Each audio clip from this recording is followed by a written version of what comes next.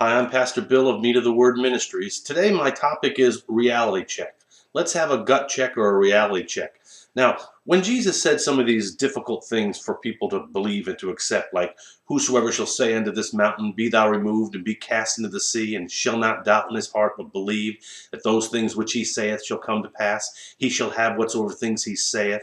And we talk about the miracles of how Jesus just did one miracle after another, casting out unclean spirits, walking on the water, encouraging Peter to walk on the water, or even the aspect of the dedication, the commitment as a disciple, where Jesus said, "Except you forsake all and follow me, you cannot be my disciple." And where he had said before that, and he gave again an illustration regarding, count the cost. He was referring to discipleship and counting the cost of being a disciple. And whosoever hateth not his mother or father, wife or children, or brethren or sisters, and even his own self and own life, cannot be my disciple. Now, when Jesus made these, what some people call hard comments, it's often replied to as, hey, we have to face reality. And of course we do. Jesus was a master of facing reality.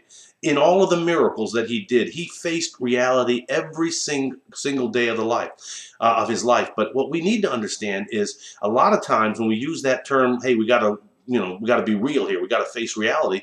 We're using that as an excuse for us not to do the things that Jesus said we can do, like praying and seeking God with all of our heart and forsaking all, hating your mother and your father, which actually refers to love them less than God. Love their will for your life less than God's will. In other words, you've got to go after God's will with everything that you have, and only then do you hit a home run in life, or do you, instead of shooting for the moon, you shoot for the stars or for the heavens? We do need to understand the reality check is not to be used as a thing to suppress the move of God or the Spirit of God or the higher things of God. Yeah, we do need to have a reality check. We need to face reality and say, Jesus did say these things. He told us that we can do these things. He promised us great and exceeding great and precious promises that we can become partakers of the divine power.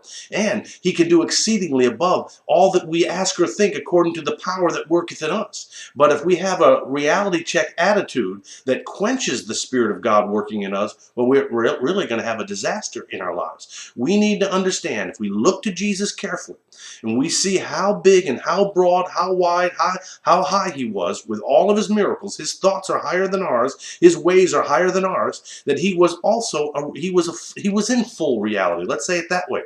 He had a full reality of everything. Not only did he deal with the common ordinary things down here, like eating and drinking and clothing your, putting clothes on your body and having a home and a place to lay your head down. He dealt with all of those things. He felt and fed his disciples and his followers with natural things and not always a miracle. He didn't just live in a miraculous realm, but true reality in Christianity will include the supernatural or superabounding power of God in our lives. And that's what I want to stress here. Don't use the reality check as an excuse to quench the Spirit. Don't use the reality check as an excuse not to dare to believe God, not to dare to come boldly to the throne room of grace in time of need. Yeah, do everything you can in the natural, but always remember reality. Have a reality check. Always remember that there is a God that can get you out of anything and everything that you're in. Every crisis, he's made a way of escape. Every temptation that has come upon you, it's common to man. He knows a way of escape. He knows a remedy. So yes, we do need to be naturally minded people in one sense, and that is natural affections for people, natural care, paying attention to our bills and our obligations and our commitments, our promises, our duties in life. But let's put reality in there that will include the supernatural power, the supernatural abundance, the supernatural sacrifice that God wants us to make. Dedicate your life to God's will. If you do that and you're a searcher of God's will, you'll find plenty of opportunities for somebody good to you, somebody that loves you, to resist your will. Even Jesus had Peter, who did not for a moment savor the things that be of God. And Jesus said, "Satan, get thee behind me." So we do need to understand there's going to be opposing wills coming against us. But if you'll stand your ground and say, "I will follow God, sink or swim," you will swim. I promise you that. Have a great day and great life. God bless.